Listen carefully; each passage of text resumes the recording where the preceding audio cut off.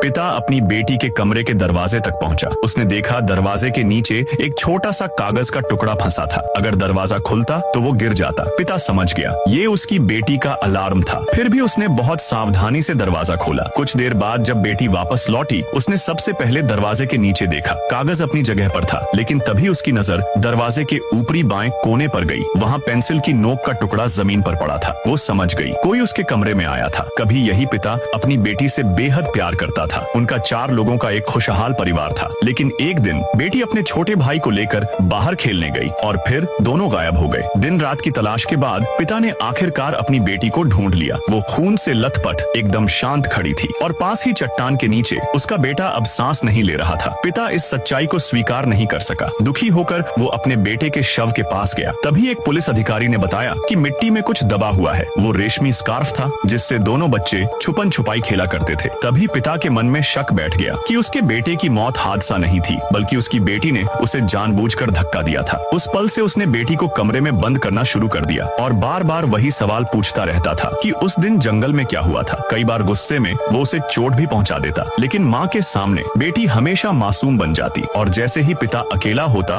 वो उसे उकसाने वाली नजरों से देखती। इससे पिता का शक अब यकीन बन चुका था। हाल ही में एक हत्या हुई और सारे सबूत उसकी बेटी की तरफ इशारा कर रहे थे। पिता फिर से उसके कमरे में आया। उसने देखा उसके बैग से बुना हुआ चार्म गायब था। उसने सीधे उससे सवाल किया। ये सुनकर बेटी कुछ पल के लिए चुप रही, फिर धीमी आवाज में पूछा, पापा क्या आपको सच में लगता है कि भाई की मौत एक हादसा थी? और फिर उसने आगे कहा, क्या आपको नहीं लगता कि माँ की आत्महत्या भी बस एक हादसा थी? ये सुनकर पिता के चेहरे पर सिर्फ खौफ था। जॉन प्लेन में चढ़ने से पहले देखता है कि उसकी फ्लाइट के अलावा बाकी सब फ्लाइट्स कैंसिल हो चुकी हैं। जैसे ही वह फ्लाइट में एंटर करता है, वह देखता है कि प्लेन के गेट की हालत बहुत खराब है। अंदर आते ही उसके सामने एक छोटा बच्चा जोर जोर से रो रहा होता है। वह अपनी सीट पर बैठ ही रहा होता है कि तभी 2 लड़कियां आती हैं और उससे सीट एक्सचेंज करने की विनती करती है। जॉन बिना सोचे मान जाता है और उनकी सीट पर जाकर बैठ जाता है। जैसे ही वह बैठता है, उसके सामने वाली सीट का टेबल अचानक नीचे गिरता है और उसका बकल टूटकर बाहर आ जाता है। कुछ देर बाद प्लेन हवा में ऊपर उठता है, लेकिन तभी प्लेन जोर जोर से हिलने लगता है। सभी पैसेंजर्स घबराहट में चिल्लाने लगते हैं। अचानक प्लेन के दोनों इंजन फेल हो जाते हैं और एक बड़ा धमाका होता है। पूरा प्लेन ब्लास्ट हो जाता है। सब लोग मर जाते हैं। लेकिन यह सब तो जॉन का एक सपना था। उसकी आंख खुलती है और तभी वही 2 लड़कियां उसके पास आती हैं, बिल्कुल वैसे ही जैसे उसने सपने में देखा था, और उससे सीट एक्सचेंज करने को कहती हैं। यह देखकर जॉन का चेहरा सफेद पड़ जाता है। वह पूरी तरह घबरा जाता है। वह तुरंत उनकी सीट पर जाता है और सपने की तरह ही सामने वाली सीट का बकल टूटकर उसके हाथ में आ जाता है। जॉन जोर से सब यात्रियों को चेतावनी देता है, यह प्लेन क्रैश होने वाला है। एक लड़का उस पर विश्वास नहीं करता और उससे झगड़ने लगता है। तभी प्लेन का क्रू दोनों को पकड़कर प्लेन से बाहर निकाल देता है। जैसे ही प्लेन फिर हवा में ऊपर उठता है, वैसे ही सपने